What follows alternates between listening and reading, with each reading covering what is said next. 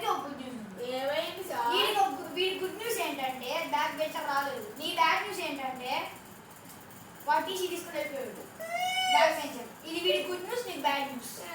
కానీ ఎలా పాకండి, ఇంకా పిచ్చేసింది వీటికి బ్యాగ్. ఏం సార్ సమ్మర్ హాలిడేసా?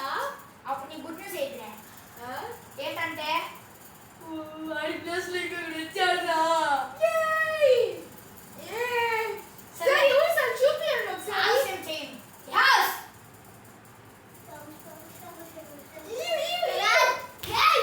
Yo, no